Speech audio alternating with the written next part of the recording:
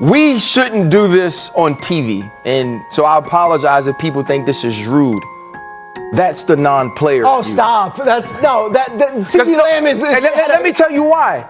I'm not looking at fantasy football, Ryan. I'm not. Don't belittle me like that. I could come in and say, as 3 ex-players are saying one thing, and give an alternative perspective that maybe CeeDee Lamb did play well. And Peter, what I need for you to do is not get mad and let me finish for one. Okay, go on. Black men in particular that don't realize the way their conversation is being feminized.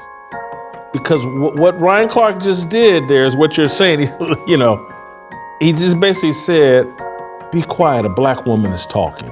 Mm-hmm. Well, now tuned in to the Dark Times channel.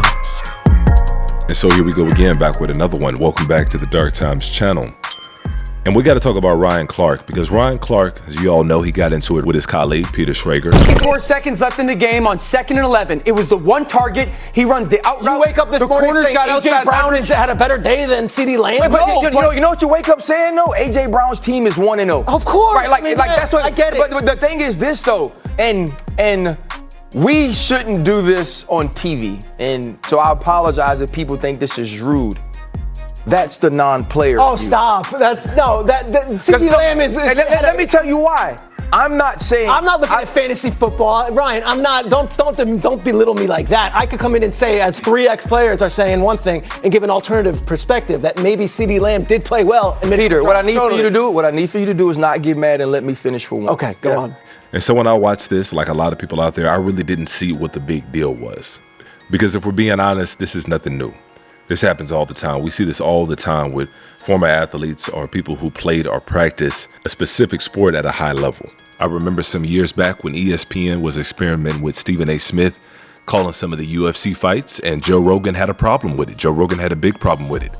He felt like Stephen A. Smith didn't have the acumen, he didn't have the knowledge, he didn't have the experience to be calling a UFC fight, and he let Stephen A. Smith know about it.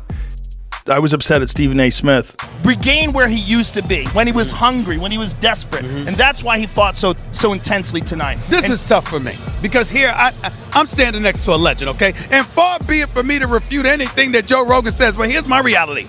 We haven't learned a damn thing about Conor McGregor based off of this fight. Really? Because listen, the man did not get hit other than one kick to the arm. That's it. There's no positive in downplaying the career of Donald Cerrone or what he can do as a fighter. What that showed to me was how phenomenal Conor performed. Yeah. That's what it showed me. Against Conor McGregor, it was like shadow fighting for crying. It was like shadow fighting for crying out loud. He landed one kick to the arms, and that was basically it. The consent. I don't know jack shit about basketball. People foul people. I'm not sure why. I don't know what's happening. Yeah. I know MMA. I understand it. So if you want to talk about MMA, I'd like to talk to MMA about someone else who knows MMA. I mean, he didn't.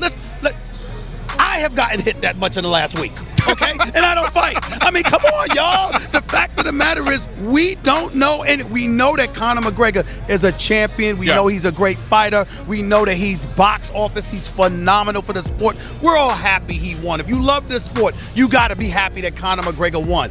But you didn't learn anything from tonight's fight, because Cowboy Cerrone just didn't show up. I could have ran for 40 seconds. I disagree. I certainly don't claim to be the aficionado you are or anybody else covering this sport, but excuse me. Consensus was the best way that he was going to be able to win was to keep distance and perhaps use his wrestling. Right. Try to take him down, try to grab his fight to the ground, and wear Conor out. I have been a reporter for 25 years. I have covered sports on a variety of competitive levels, regardless of what the sport is. This guy should not be allowed to talk about fighting. The lights might have been too bright. We have seen that from fighters from time to time. Man, that's a bad look for everybody. Yep. It's a bad look for ESPN. It's a bad look for him. It's a bad look for the sport. It's not good for me. It's not good for ESPN.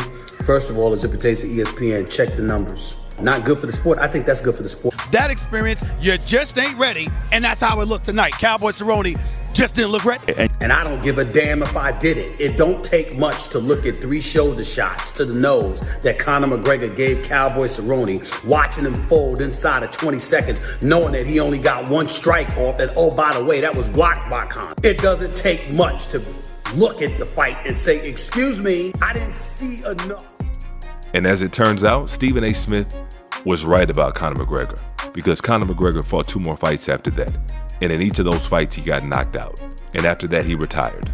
So Stephen A. Smith was actually right on the money. He didn't prove anything in that fight. He wasn't tested in that fight. It was a 40-second fight against a fighter that subsequently went on to lose every single fight that he fought after that. How can you call me a quitter when I get my ass whipped before I even get started? That's what I want to know. And so the reason why a lot of the right-wing media were so upset and bent out of shape over Ryan Clark calling out Peter Schrager, it's not because of what he said on there. They could care less. But what it was really about, it was about taking the opportunity and taking the chance to put the pressure on ESPN to get rid of somebody that they can't stand. And Ryan Clark, who's one of the all-time jerks in the history of mankind, he is a race baiter. You can say that. I don't know if we can say this. He is. The only time he's in the news is when he's picking fights and then apologizing. But he yelled at Peter Schrager, basically saying, "Hey, shut up. You didn't play football. You can't talk." Ryan Clark tried to embarrass Peter Schrager on air. This is Ryan Clark's shtick. If someone disagrees with him or he's in conflict with someone, he'll play a card. Hey, you're racist. Hey, RG3, your wife is white. You have no opinion on this. He acts like it's just beyond the pale that he got interrupted as Peter Schrager defended himself. Looks down, how dare you interrupt a black man while he's speaking? Come on, Ryan.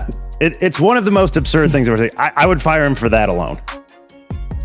Yeah, well, his comment was something about, could you let me finish or blah, blah, blah. Like, what I need you to do is not interrupt and let me finish. Yes. That's what it was. And and Ryan, I'm not trying to be unfair, or whoever the Ryan groupies are that watch it, I'm not trying to be unfair, but this is when I say that there are so many men in general, black men in particular, that don't realize the way their conversation is being feminized.